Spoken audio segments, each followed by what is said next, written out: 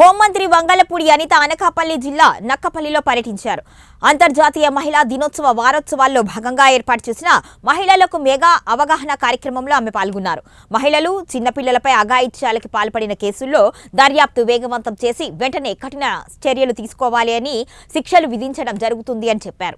ఇక మహిళల రక్షణ కోసం ప్రభుత్వం శక్తి యాప్ ఏర్పాటు చేసింది అని, ఆపదలో ఉన్న మహిళలు, ఆడపిల్లలకు 112 నెంబర్కు ఫోన్ చేసి పోలీసుల సహాయాన్ని పొందవచ్చు అని వెల్లడించారు.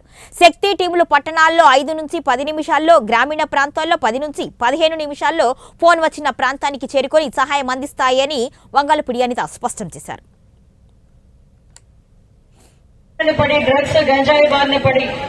ఇబ్బందులకు గురవడమే కాకుండా తమ జీవితాలను నాశనం చేసుకుంటున్నారు.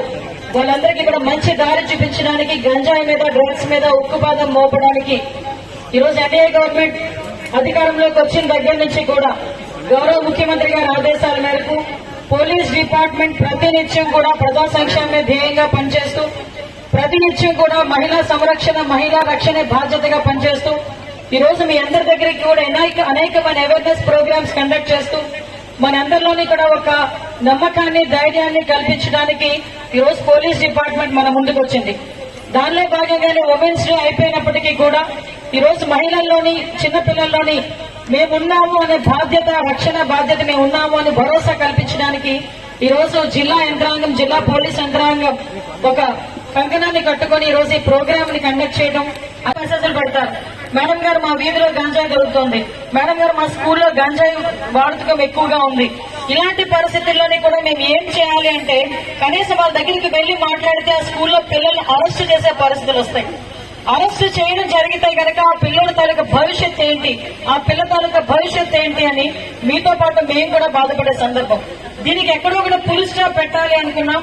ఆ పులి స్టాప్ పెట్టే ధోరణిలోనే భాగంగానే నేను ఇంకా ఛార్జ్ కూడా తీసుకోలేదు. అదే టైంలో గౌరవ లోకేష్ గారు ప్రత్యేకంగా దీని మీద దృష్టి పెట్టమని చెప్పడం, గౌరవ ముఖ్యమంత్రి గారు ప్రత్యేకంగా దృష్టి పెట్టమని చెప్పడం, దీనికి వెనకాల నుంచి గౌరవ పవన్ కళ్యాణ్ గారు సపోర్ట్ చేయడం, ఇవన్నీ నేపథ్యంలో ఒక టాస్క్ ఫోర్స్ ఏర్పాటు చేయాలని ఆ రోజే నిర్ణయించుకున్నాం.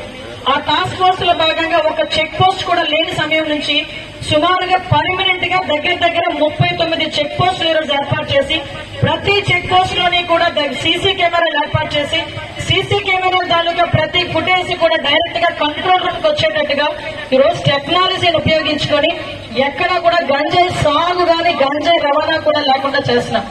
ఈ 6 నెలల్లో పోలీస్ డిపార్ట్మెంట్ వాళ్ళు సుమారుగా 8,000 కేసుల గంజాయిని పట్టుకున్నారంటే ఒక్కసారి నిఘా వ్యవస్థ ఎంత ప్రత్యేకంగా పనిచేస్తుందో మనందరం కూడా చూసుకోవచ్చు. దగ్గర 490 మందిని అరెస్ట్ చేశారు.